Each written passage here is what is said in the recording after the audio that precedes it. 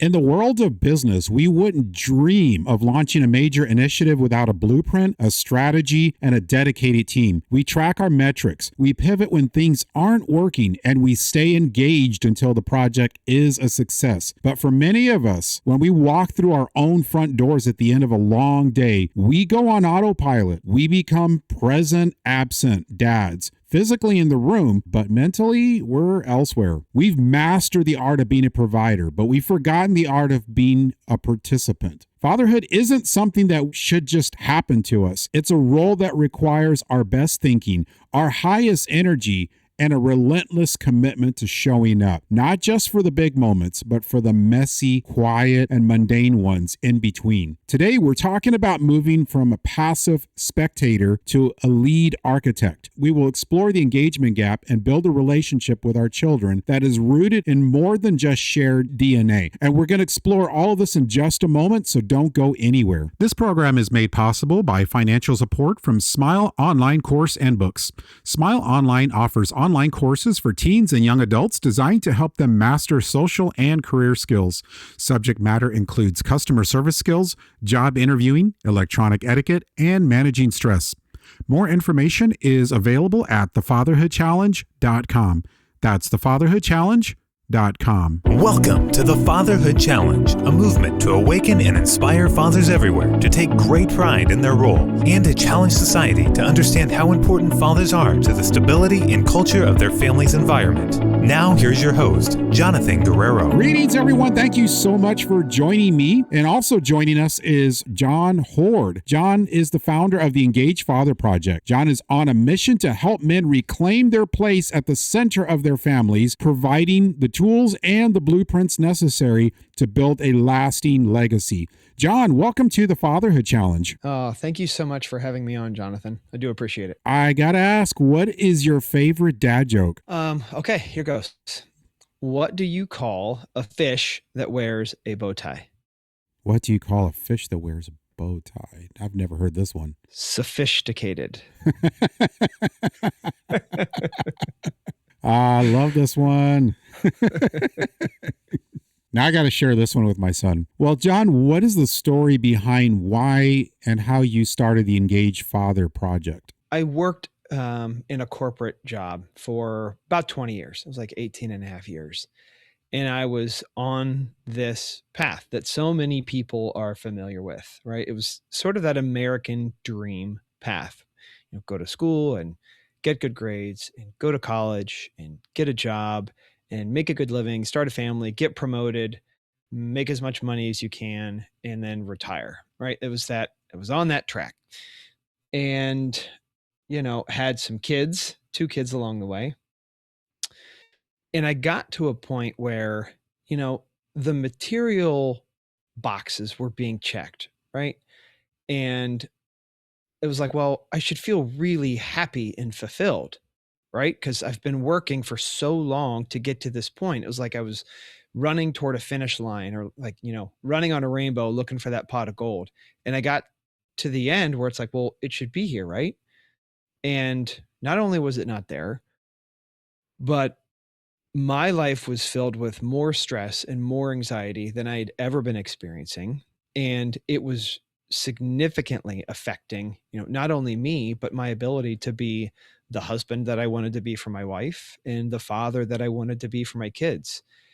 And so it was this really painful and jarring moment, or really I refer to it now as an opportunity. As hard as it was, I wouldn't give that moment in time or that crisis or whatever label you want to put on it, I wouldn't give it back for anything, because it allowed me to basically kind of push pause, pick my head up, look around, and ask myself, like, is this the life that I want to continue to lead? Because the path I was on was incredibly secure.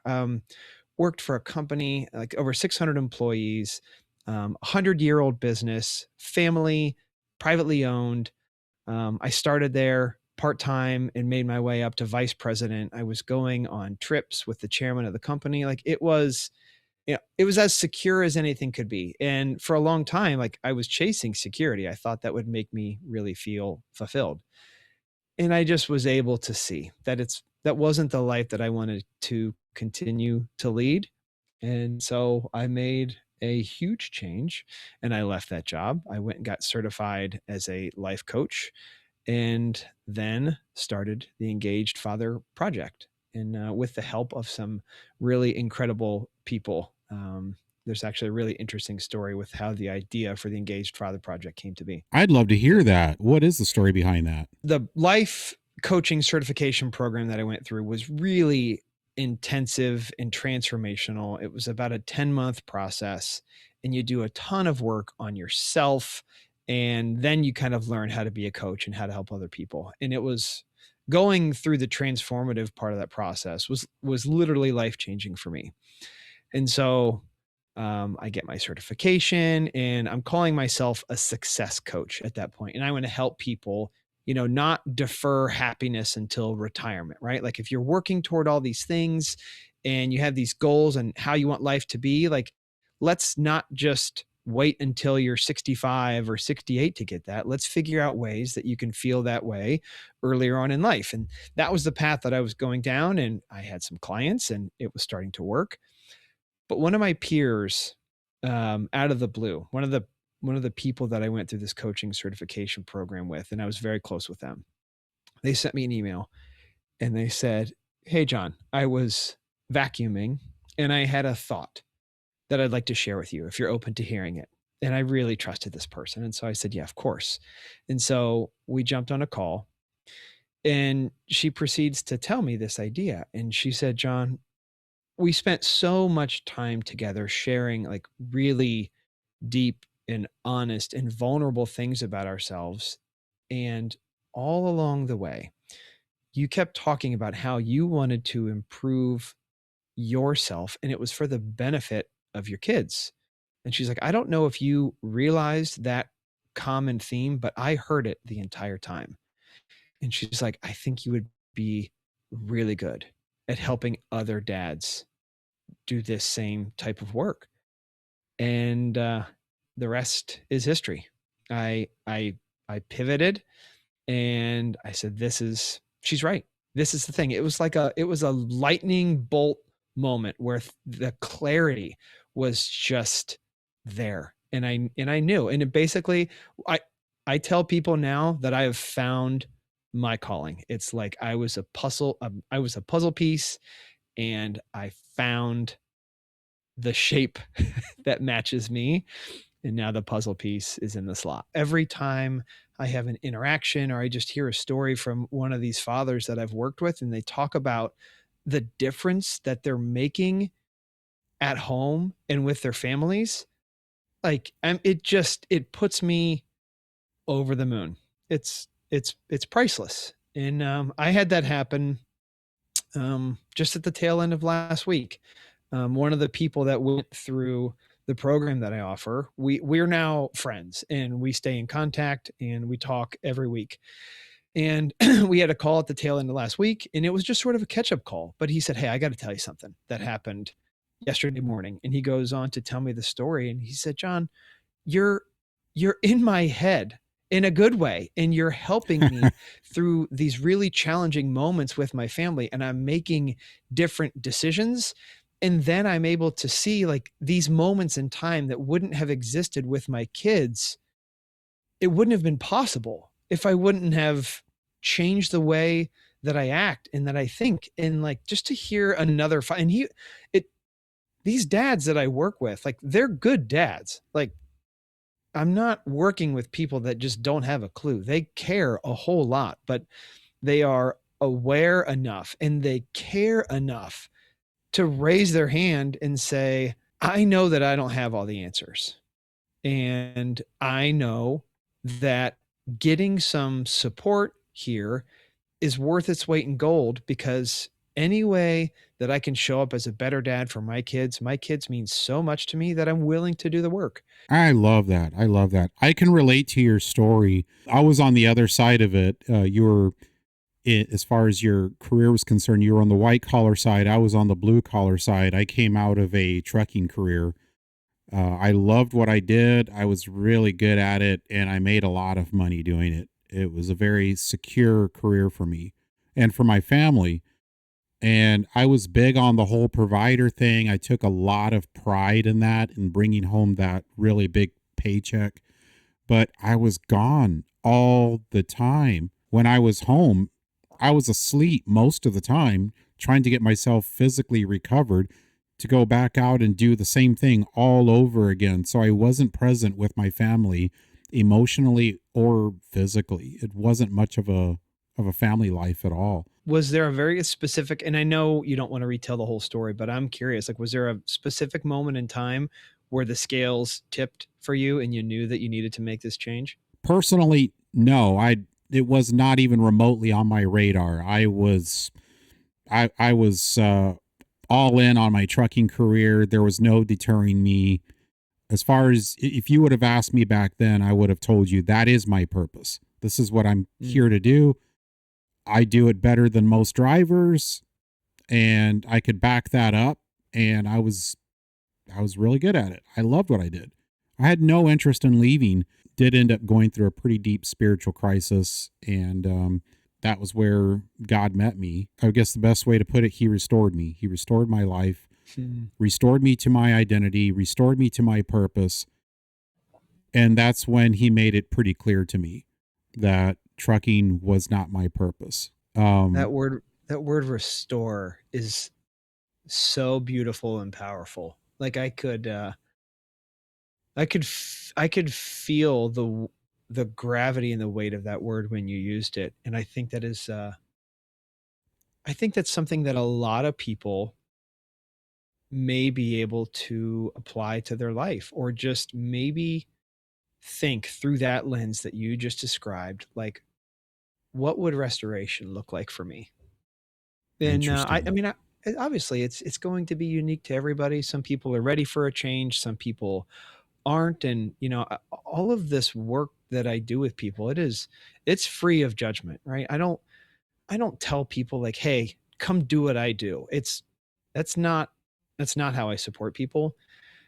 It's just helping people live now in a way that they're going to be proud of later in life. I always come back to this, like when I'm in my 70s or when I'm in my 80s and I'm sitting on some dock somewhere and it's beautiful out and I'm reflecting back on my life. I'm telling you now here today, and I feel this every day, I'm going to be so proud of the way that I lived my life, especially when it comes to the effort and the intention that I put in with my kids. Sometimes when you try to communicate with your partner and you're not used to having a good, solid communication dynamic, I relate to this because all of a sudden, I'm home. I left my trucking career and now I'm home a lot to make decisions. I'm home to take charge and to do things in many different areas. And my wife was weirded out for a little bit. And I struggled with that communication, how to communicate with her. And she struggled with, what do I do with this? Who is this guy? How do you navigate that part? I mean, all I can do is answer, I guess, for myself, because again, everybody's situation is different, but I think my approach is kind of universal in that when we can communicate at a very open and honest level, and we can put our pride off to the side and our ego, if we can move that out of the way, and we can start to communicate in a very open and sometimes vulnerable way, I think that just unlocks so many doors. And not only does it open up like new lines of communication, but it changes how communication feels. Like when like there's this level of trust with your partner where you could just go say like, hey, I'm struggling with something and I'd like to share it with you. And a lot of guys, I think, take on the role of being a fixer. I certainly know that I assumed that role for a very long time. And so I would be really quick to offer suggestions, like with great intentions, obviously. I love my wife dearly and I want to help, but that's not what's always needed in the moment. So I think going into those conversations, not knowing that you have to necessarily fix things, but you can ask your partner. Like, let's say they said, hey, I'm really struggling with something and I think we should sit down and talk. Okay, great. Let's do that.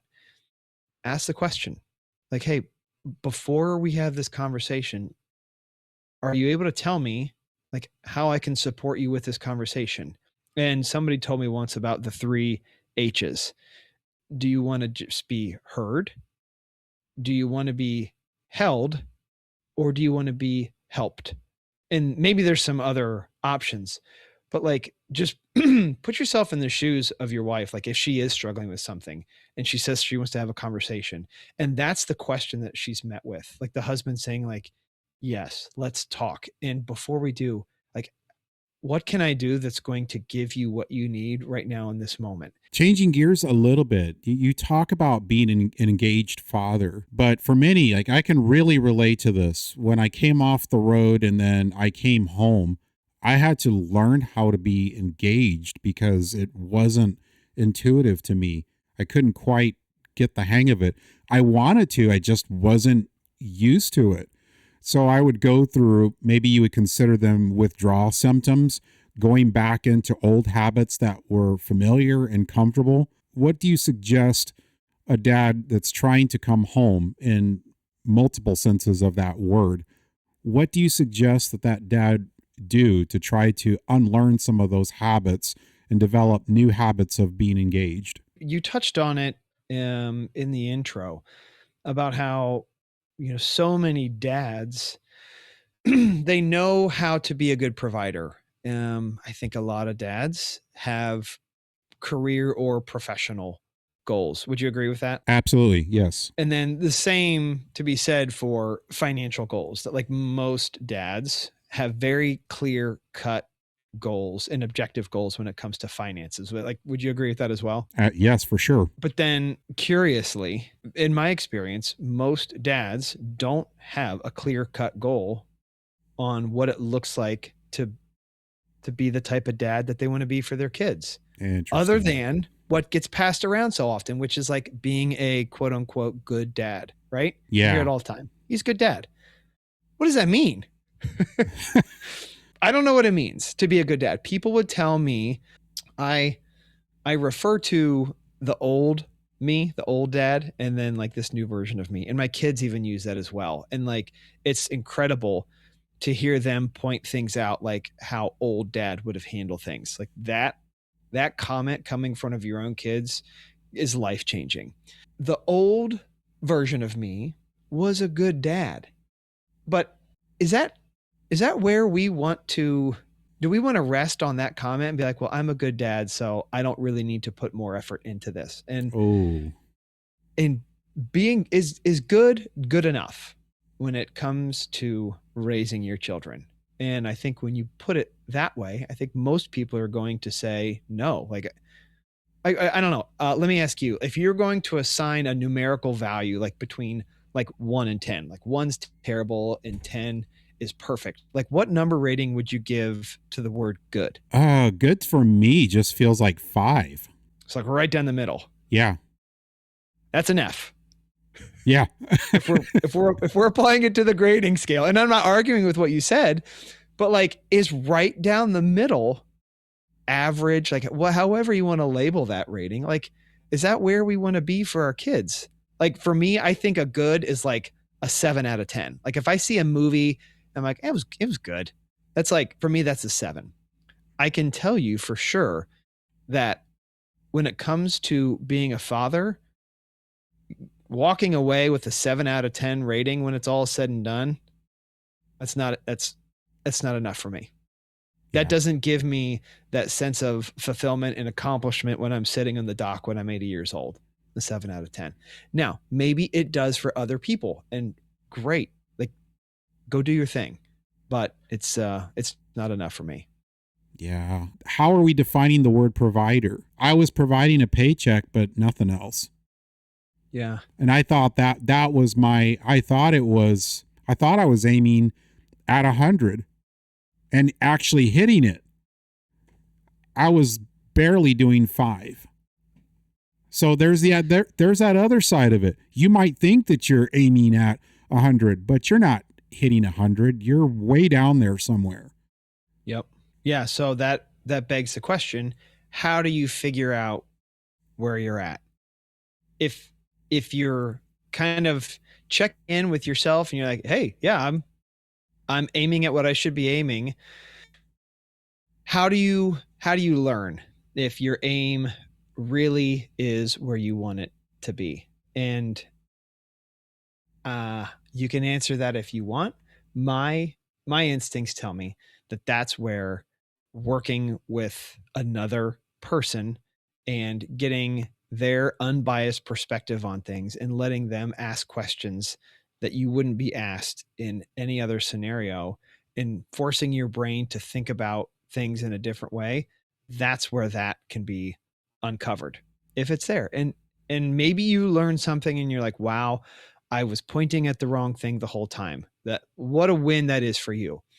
But if you go through that and you learn, no, turns out I'm right where I need to be. Like, think how incredible and energizing that would be. So I think you just got to dig in and you got to do the work. Because I would say your kids actually are the marker. They decide whether you're hitting 10 or whether you're hitting 5. And Yes. that was the case for me.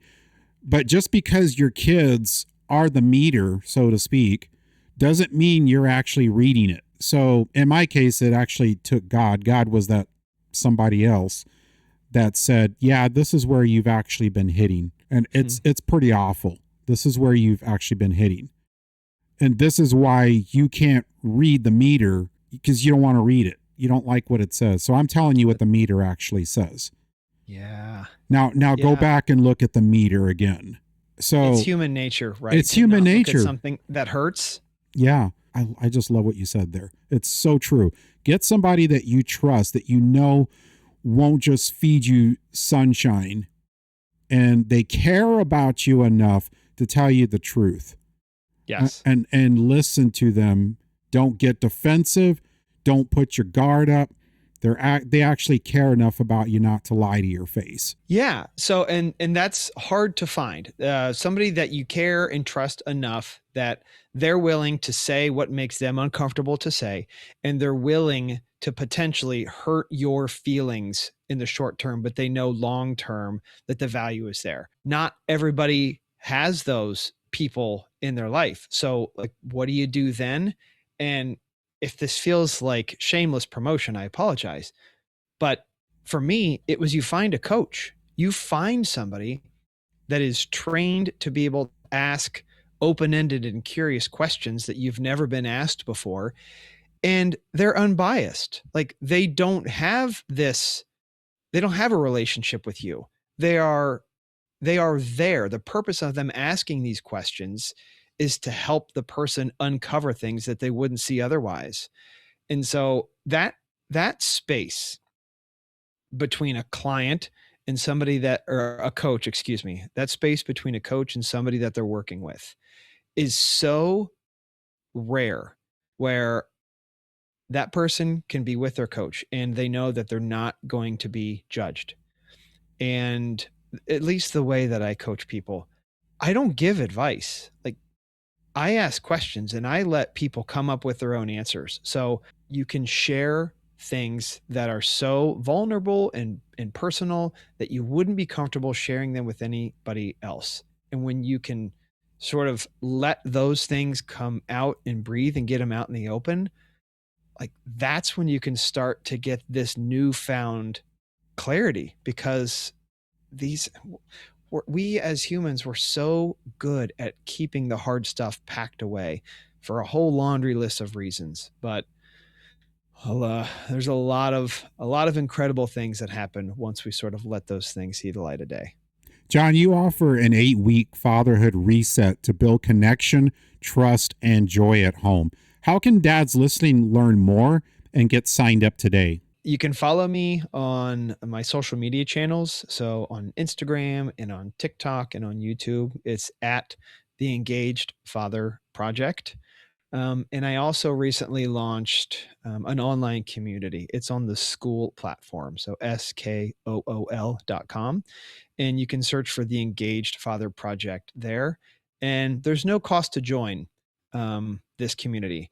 And it's a group of incredible dads where we've basically raised our hand to say, we care enough about our kids that we're willing to, one, admit that we don't have all the answers, and two, that we want to do the work because we know what's on the other side of doing this work.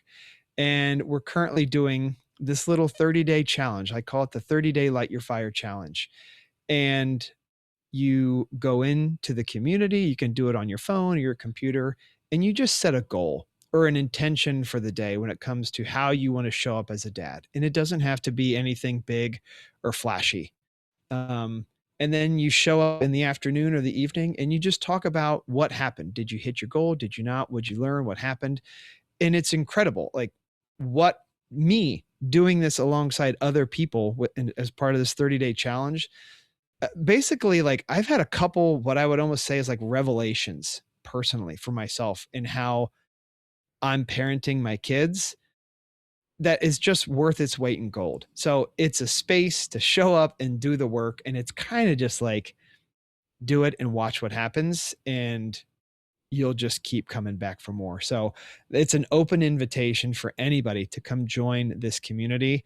And Jonathan, I would like to personally invite you to be a part of this community as well, if you're willing to. I would love to be on this community. In fact, I would also like our listening audience to join me and Jon in this community. I will be participating. I'm glad to join. In fact, I'm going to make it easier if you go to thefatherhoodchallenge.com. That's thefatherhoodchallenge.com. If you go to this episode and you are looking for the episode called The Blueprint and the Mundane, The Blueprint and the Mundane, look for that episode title and go right below the episode description, and I'm going to have the link posted right there for your convenience. Jon, as we close, what is your challenge to dads listening now? Do better. Find a way to do better. I know you're busy. I know you're trying hard. You might be experiencing a lot of stress, and that's all normal. Life can be really challenging, but don't let those things get in the way of taking small moments to just look for ways that you can get better for your kids. And do the work now, and then join me on that dock when we're in our 70s looking back and you just feel overflowing with a sense of satisfaction and fulfillment, knowing that you really, really showed up when it mattered at home with your kids and with your family. That's a great way to wrap. Jon, thank you so much for being on the Fatherhood Challenge. I really enjoyed this conversation. Jonathan, me too. Time flew by. Thank you so much for the opportunity. And it's been wonderful to meet you. And I look forward to, seeing you inside the Skool community. And let's go do more amazing work there. Thank you for listening to this episode of the Fatherhood Challenge. If you would like to contact us, listen to other episodes, find any resource mentioned in this program, or find out more information about the Fatherhood Challenge, please visit thefatherhoodchallenge.com. That's thefatherhoodchallenge.com.